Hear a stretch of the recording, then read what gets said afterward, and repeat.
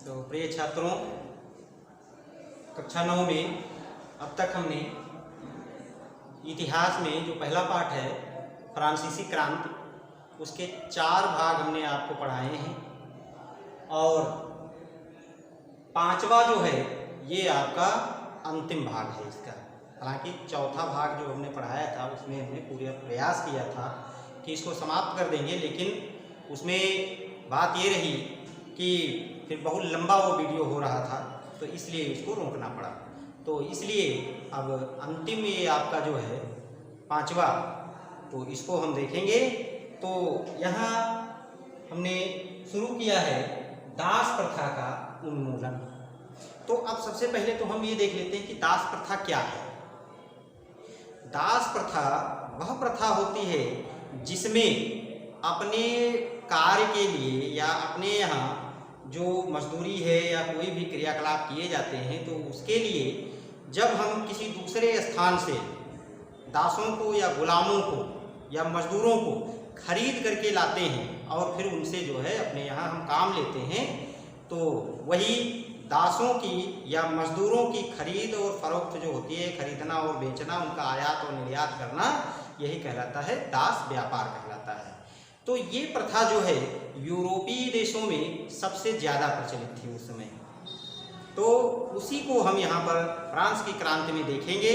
तो ये क्या है और कैसे ये रिलेटिव है, तो इसको 2 बिंदुओं के माध्यम से यहाँ पर समझाया गया है, जिसमें आपका पहला जो है वो है दासों की आवश्यकता एवं स्थिति। तो यहाँ हम देखेंगे कि दासों की आवश्यकता हमें क्यों पड़ी और उनकी स्थिति क्या रही। तो इसके लिए जो है फ्रांसीसी जो उपनिवेश थे, तो उनमें कुछ कैरेबियाई उपनिवेश थे, यानी फ्रांस का कब्जा जो था, तो जो कैरेबियाई देश थे, कैरेबियाई देश कौन से कहे जाते हैं?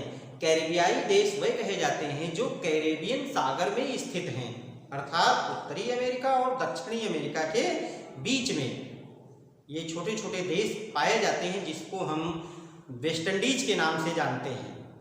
जो बच्चे क्रिकेट देखते होंगे तो वो टीम जानते होंगे कि एक वेस्ट इंडीज की टीम क्रिकेट खेलती है। तो वही वेस्ट इंडीज कोई एक देश नहीं है, वेस्ट इंडीज जो है वो कई देशों का एक समूह बनाया गया है, उसको एक नाम दे दिया गया है, उसमें कई देश आते हैं। तो वही कैरेबियाई देशों में जो देश थे, तो उसमें हमारा जो फ्रांस था, यूरोप का एक देश, यही फ्रांस की क्रांति जो चल रही थी, तो इसके वहाँ पर जो मुख्य उपनिवेश थे वो कौन कौन से थे, यहाँ पर आप देखिए। तो इसमें मार्टिनिक, ठीक है, और गुआडेलूप और सैन डोमिंगो। मार्टिनिक, गुआडेलूप और सैन डोमिंगो, ये जो थे फ्रांसीसी उपनिवेश थे, जो कहाँ पर स्थित थे? कैरेबियाई देशों में स्थित थे। ठीक है। तो अब हम ये देखेंगे कि फिर दासों की आवश्यकता क्यों पड़ी। क्योंकि यूरोपीय जो व्यापारी थे या यूरोपीय जो लोग थे, तो ये जब दूसरी जगहों पर अपने उपनिवेश जहाँ पर इन्होंने स्थापित किए थे, तो वहाँ पर ये लोग खुद काम करने के लिए नहीं जाया करते थे वहाँ पर। तो इसलिए वहाँ पर काम करवाने के लिए ये लोग फिर करते क्या थे? ये लोग दूसरे देशों से दासों को खरीदते थे और वहाँ जैसे हम कह सकते हैं कि आज के समय में जैसे जानवर बेचे जाते हैं, खरीदे जाते हैं, पहले बाजार लगते थे जानवरों के, वहाँ बेचा और उनको खरीदा जाता था, लेकिन अब जो है ऐसा खैर जानवरों को नहीं है, क्योंकि अब जानवर ही इतने नहीं बचे हैं। तो इसी तरह से पहले मजदूरों को खरीदा और बेचा जाता था। जैसे हम ही हैं, अपना उदाहरण देते हैं कि हमारे पास 10 मजदूर थे, तो अगर कोई व्यक्ति आया, हमसे उसने मांग की कि हमको 5 मजदूरों की आवश्यकता है, तो हमने उनका मोल भाव किया और हमने उसको बेच दिया, उससे पैसा हमने ले लिया और वो उनको ले जा करके फिर अपनी इच्छा अनुसार उनसे काम लेता था। उसके बदले में उनको पैसा वैसा कुछ नहीं दिया जाता था, तनख्वाह नहीं दी जाती थी, केवल खाना उनको दिया जाता था, वो भी उसकी दया के पात्र होते थे। तो ये चीज़ें होती थीं कि यूरोपीय जो लोग थे, तो ये लोग जहाँ पर इनके उपनिवेश स्थापित थे वहाँ पर ये लोग स्वयं अपने यहाँ से लोगों को कार्य करने के लिए नहीं ले जाते थे और ना ही वहाँ के लोग काम करते थे ज़्यादा। तो इसलिए ये लोग फिर अपने कार्यों को संचालित करने के लिए, कारखानों को चलाने के लिए या उस व्यापार को बढ़ाने के लिए ये दूसरे देशों से दासों को खरीद करके लाते थे और उनको अपने यहाँ काम करवाते थे। ये तंबाकू, नील, चीनी और कॉफ़ी के महत्वपूर्ण आपूर्तिकर्ता थे और इसमें यह व्यापार यूरोप, अफ्रीका तथा अमेरिका के बीच, यानी यूरोप, अफ्रीका और अमेरिका, यहाँ देख रहे हैं यूरोप, अफ्रीका और अमेरिका, ये जो उस समय 3 देश थे, तो इन 3 देशों के मध्य में ये व्यापार होता था। जो आवश्यक वस्तुएं थीं इनका व्यापार इनके बीच में होता था। तो इसीलिए इसको त्रिकोणीय दास व्यापार के नाम से जाना जाता है। एक प्रश्न भी जैसे आपका इसी में से बनता है कि त्रिकोणीय दास व्यापार क्या है, तो हम कह सकते हैं कि यूरोप, अफ्रीका और अमेरिका देशों के जो व्यापारी होते थे, तो ये लोग आपस में दासों को खरीदने और बेचने का काम करते थे। तो यही त्रिकोणीय दास व्यापार कहलाता था इसमें। ठीक है, तो इस तरह से जो है ये 17वीं शताब्दी में ये व्यवस्था जो है उस समय चलती थी, 17वीं शताब्दी में।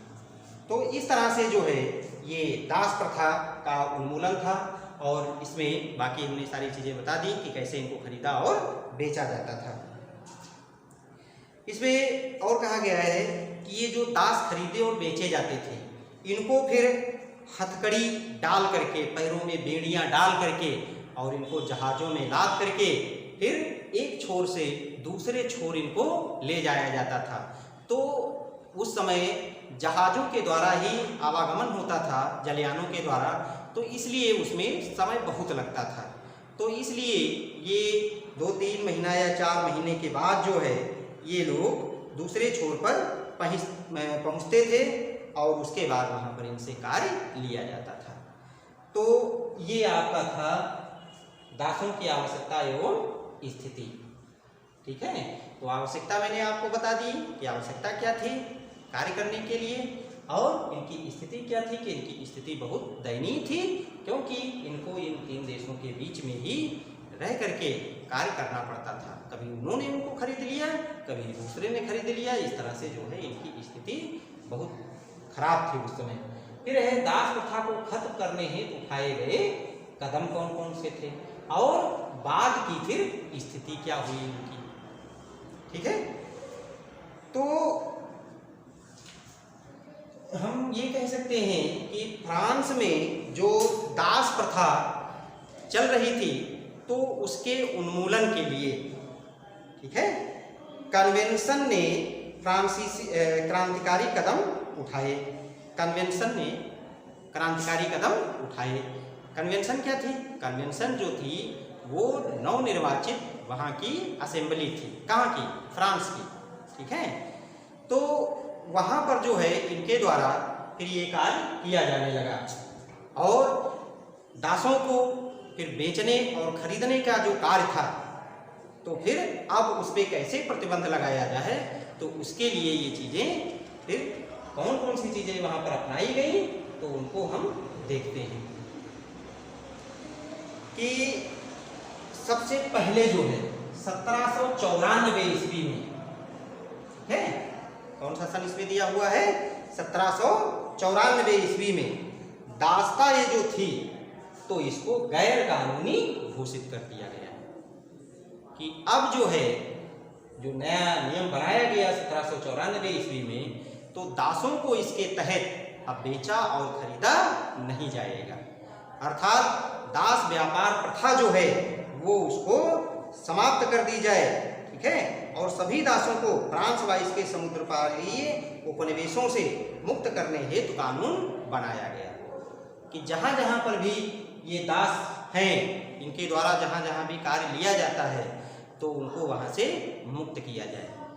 तो हालांकि ये कानून बन तो गया शुरुआत में, लेकिन ये कानून जो है ये लंबे समय तक नहीं चल पाया, क्योंकि जस्ट 94 के फिर बाद 1804 ईस्वी में जब नेपोलियन गद्दी पर बैठा, फ्रांस का तानाशाह, एक सैनिक तानाशाह इसको कहा जाता है क्योंकि सैनिक के पद पर था और अपनी सेना के दम पर इसने फ्रांस की सत्ता को हासिल कर लिया।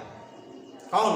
Napoleon Bonaparte. यहाँ पे आप देख रहे हैं नेपोलियन बोनापार्ट इसका नाम था।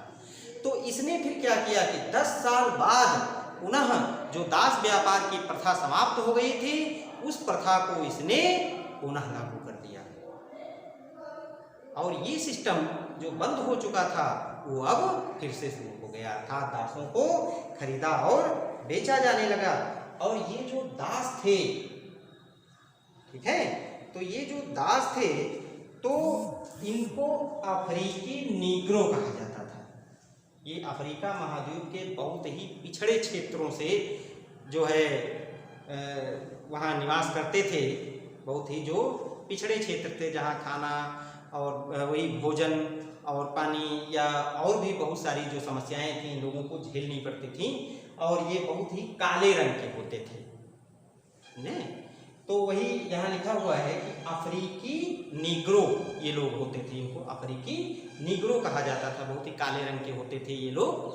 इनके जो है खाने पीने की जो समस्याएं थी वो बहुत सारी वहाँ पर इनकी तकलीफें होती थी, तो वहाँ से इनको खरीदा जाता था, वहाँ से इनको लाया जाता था। और स्थायी रूप से सन फिर 1848 में, ठीक है, फिर पूर्णतया जो इनके ऊपर प्रतिबंध लगा, दास व्यापार जो पूर्णतया समाप्त किया गया, तो वो आपका था 1848 ईस्वी में इसको पूर्णतया समाप्त कर दिया गया।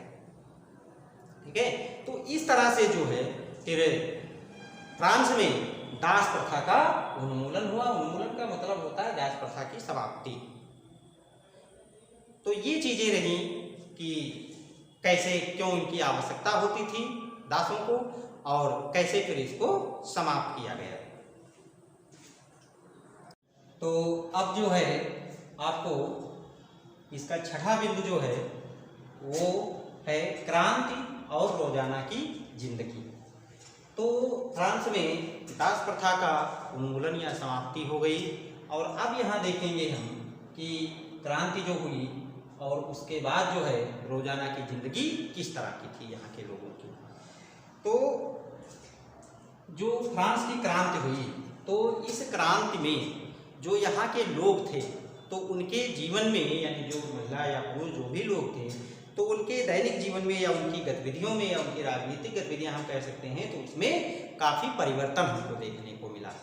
ठीक, और 1789 के बाद के वर्षों में फ्रांस के पुरुषों एवं महिलाओं के जीवन में अनेक सुखद परिवर्तन आए, क्योंकि जो लोग दास्ता में जकड़े हुए थे, राजा की गुलामी में अपना जीवन जी रहे थे, उनकी दास्ता में वो अपना जो है जीवन गुजार रहे थे, तो उनके भी जीवन में काफ़ी सुखद परिवर्तन आया 1789 के बाद के वर्षों में।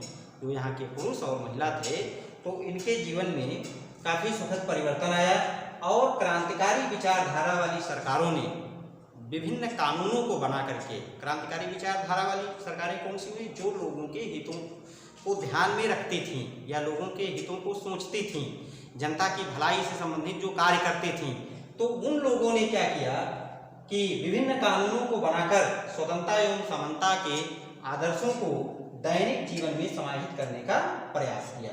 यानी स्वतंत्रता एवं समानता संबंधी जो एक भावना थी कि सभी स्वतंत्र हों और सभी समान हों, तो ऐसी भावना को लेकर के इन्होंने लोगों के दैनिक जीवन में समाहित करने का प्रयास किया कि सभी लोग जो हैं इन चीज़ों को फॉलो करें, इन चीज़ों को मानें। और जब सबके अंदर एक चीज़ ये भर जाएगी तो वो एक लोकतांत्रिक देश के रूप में हमारा देश बनकर के सामने आएगा। और क्या किया गया? और एक ये चीज़ की गई कि क्रांति के पश्चात सबसे पहले जो महत्वपूर्ण कानून अस्तित्व में आया, यानी क्रांति जो यहाँ की हुई, तो उसके बाद जो सबसे महत्वपूर्ण एक परिवर्तन आया वो था सेंसरशिप की समाप्ति। सेंसरशिप। तो अब यहाँ हम देख लेते हैं कि भाई ये सेंसरशिप क्या है। सेंसरशिप का मतलब होता है कि अगर कोई भी चीज़ हमने लिखी या अपने विचार हम प्रकट करना चाहते हैं किताबों के माध्यम से या पत्रिकाओं के माध्यम से, अखबार के माध्यम से, तो उसको पहले प्रमाणित करवाना पड़ता था। जैसे आप लोगों ने देखा होगा कि जैसे पिक्चर जब शुरू होती है तो शुरुआत में देखिए सबसे पहले उसमें यही लिख के आता है सेंसर प्रमाणन बोर्ड, वही सब में सबसे पहले आता है। तो वो इसका मतलब होता है कि सेंसर बोर्ड जो है वो सबसे पहले उस मूवी को देखता है और उसके बाद वो डिसाइड करता है कि जिस लेवल की ये पिक्चर बनाई गई है उस लेवल की है या नहीं है।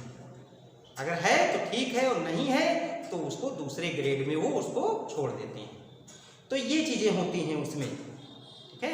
तो वही चीज़ यहाँ पर भी थी कि यहाँ पर जो लेखक, पत्रकार जो भी थे, इसमें दार्शनिक या जो लोग भी थे, तो इन लोगों को अपने विचारों को प्रकट करने के लिए जो लेख लिखने पड़ते थे तो उन लेखों को सबसे पहले सेंसरशिप यानी सेंसर बोर्ड जो यहाँ का होता था वहाँ उसको भेजा जाता था। फिर उसके अनुमति के बाद ही वो प्रसारित किया जाता था। तो इसको समाप्त किया गया। अब क्या हुआ भाई, इसकी जब समाप्ति हो गई कि यहाँ के जो लोग थे फ्रांस के, तो वो लोग अब एक तरह से हम कह सकते हैं स्वतंत्र हो गए। जैसे भारत में कहा जाता है कि प्रेस जो है वो स्वतंत्र है, मीडिया जो है वो स्वतंत्र है, क्योंकि मीडिया जो है तो वो किसी के भी बारे में वो सही और सटीक जानकारी देने के लिए स्वतंत्र है। उसके ऊपर किसी प्रकार का कोई प्रतिबंध नहीं है। वो चाहे देश का राष्ट्रपति हो और चाहे एक आम नागरिक हो, गरीब से गरीब कोई व्यक्ति हो, उसके बारे में वो लिखने के लिए स्वतंत्र है। लेकिन ये है कि सही चीज को लिखना ये भी उसी के दायरे में आता है। तो वही चीज यहाँ पर भी थी कि अब जो किताबें, पत्र, पत्रिकाएं या जो लेख लिखे जाने लगे तो उसके लिए जो लेखक थे, दार्शनिक थे या विद्वान लोग जो थे वो अब स्वतंत्र हो गए और वे अपनी लेखनी के माध्यम से लोगों को जागृत करने लगे और अपने विचारों को लिख करके दूसरे के विचारों को अपने में समाहित करने का भी प्रयास करने लगे कि हमारी जो बातें कही हैं उनको लोग माने या हमारे जो विचार इसमें प्रकट किए गए हैं उनको लोग जो हैं वो अपने में समाहित करें, उनको वो जो है फॉलो करें। तो ये थी आपकी सेंसरशिप। समझ गए सेंसरशिप क्या थी? ठीक है, कि जो भी कोई लेख या कोई भी समाचार या कोई भी विचार किसी को प्रस्तुत करना होता था तो उसका एक सेंसर बोर्ड होता था, वहाँ उसको भेजा जाता था। तो वो लोग जब उसको प्रमाणित कर देते थे तभी वो राज्य में या देश के अंदर उसको लागू किया जाता था, अन्यथा उसको लागू नहीं किया जाता था। तो इस चीज़ की समाप्ति हो गई और अब जो है फिर वहाँ का मीडिया जो था, मीडिया ही कह सकते हैं, वो बिल्कुल स्वतंत्र हो गया और अपने विचारों को वो लोग प्रसारित करने लगे, जनता में उनका प्रचार प्रसार करने लगे। फिर क्रांति के बाद स्थिति बदल चुकी थी। अधिकारों के घोषणा पत्र ने भाषण और अभिव्यक्ति की स्वतंत्रता को नैसर्गिक अधिकार घोषित किया। क्रांति के बाद जो है फिर क्या हुआ कि भाषण और अभिव्यक्ति की जो स्वतंत्रता थी इसको लागू कर दिया गया कि कोई भी व्यक्ति अपनी जो है सभा लगा करके अपने विचारों को प्रकट कर सकता है, ठीक है, जनता को वो समझा सकता है, अपने विचारों से अवगत करा सकता है या देश की स्थिति के बारे में वो लोगों को बता सकता है। तो इसके कारण फ्रांस के शहरों में समाचार पत्रों, पुस्तकों और छपी हुई तस्वीरों की संख्या बढ़ गई कि भाई जब मीडिया जो है जब स्वतंत्र हो गया तो फिर पुस्तकों की भी संख्या बढ़ गई, क्योंकि जो लोग हम कह सकते हैं विरोधी थे तो उन लोगों ने भी अब लिखना शुरू कर दिया, क्योंकि वे अपने विचारों को लागू करना चाहते थे। जो अच्छे विचार उनके थे कि जनता जो है स्वतंत्र हो, लोग स्वतंत्र हों और उनको जो है आज़ादी प्राप्त हो, तो वो लोग भी अब लिखने लगे। तो इस तरह से फिर पुस्तकों की संख्या या जो तस्वीरें जो बनाई जाती थी जिसमें दिखाया जाता था किसी चीज़ को, तो उन चीज़ों की जो है संख्या वो काफ़ी बढ़ने लगी।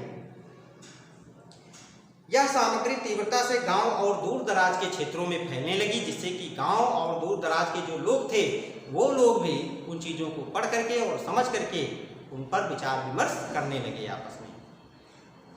जैसे हम लोग गांव में ज़्यादातर लोग रहते हैं, तो अब अगर मान लीजिए आज के समय में समाचार पत्र, इंटरनेट, टेलीविज़न या कंप्यूटर ये अगर ना हो, या रेडियो ये अगर ना हो, तो क्या हमको देश की जानकारी मिल पाएगी कि देश में कहाँ पर क्या हो रहा है। हम तमाम तरह की खबरें जो हैं वो सुनते रहते हैं कि आज फला जगह पर हमारे प्रधानमंत्री माननीय नरेंद्र सिंह मोदी जी ने ये भाषण दिया, जनता को संबोधित किया, या फला जो है ये केस जो है वो चल रहा है। तो इस तरह की जो तमाम बातें होती हैं वो हमको मीडिया के माध्यम से ही प्राप्त हो पाती हैं। तो यही चीज़ थी कि अब वहाँ भी फ्रांस में भी जो दूर दराज के गांव थे, इलाके थे, वहाँ पर मीडिया की जो खबरें थीं वो लेखनी के माध्यम से, तस्वीरों के माध्यम से वहाँ तक पहुँचने लगी। लोग जो थे उन विचारों को पढ़ करके, उन चित्रों को देख करके वो लोग भी उनसे सहमति रखने लगे और उनके विचारों से अवगत होने लगे। और इसके साथ साथ वो लोग भी फ्रांस में घटित होने वाली जो घटनाएं थीं उनका वो लोग भी उल्लेख करने लगे।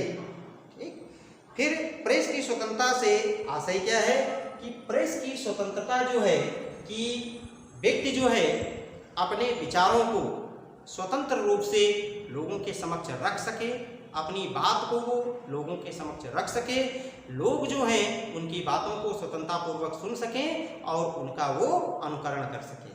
तो ये प्रेस की स्वतंत्रता कहलाती है। और भारत में जैसा कि हमने अभी बताया कि यहाँ पर ये स्वतंत्रता प्रदान है। केवल कहाँ पर नहीं होती है, जो तानाशाही शासन वाले देश होते हैं या राजतंत्रात्मक जहाँ पर शासन व्यवस्था चलती है वहाँ पर मीडिया को स्वतंत्रता नहीं होती है। लेकिन जो लोकतांत्रिक देश हैं तो वहाँ पर मीडिया को पूर्णतया स्वतंत्रता प्राप्त होती है। प्रिंट माध्यम का प्रयोग करके एक पक्ष ने दूसरे पक्ष को अपने दृष्टिकोण से सहमत करने का प्रयत्न किया और फिर इसके बाद जो है यह राजनीतिज्ञों एवं दार्शनिकों के विचारों को समझने का बहुत सरल एवं लोकप्रिय तरीका था, क्योंकि तत्कालीन समय में पढ़े लिखे लोगों की संख्या बहुत कम थी। अतः पुस्तकें, समाचार पत्र आदि बहुत कम लोग पढ़ एवं समझ पाते थे। हालांकि ये प्रक्रिया चालू तो कर दी गई, लेकिन अब ये भी कारण था कि लोगों के अंदर जो शिक्षा का स्तर था वो बहुत ही कम था। तो बहुत से लोग ऐसे थे जो उनको पढ़ नहीं सकते थे। जैसे अभी भी गाँवों में है, बहुत से लोग पढ़े लिखे नहीं होते हैं, लेकिन वो टेलीविज़न के माध्यम से देख और सुन सकते हैं और रेडियो के माध्यम से वो केवल सुन सकते हैं। तो वो लोग भी उन विचारों से अवगत होते हैं। और पढ़े लिखे लोग जो होते हैं तो वो किताबों के माध्यम से, पत्रिकाओं के माध्यम से वे देश में होने वाली घटनाओं या विचारों को लोगों के वो आसानी से पढ़ और समझ सकते हैं।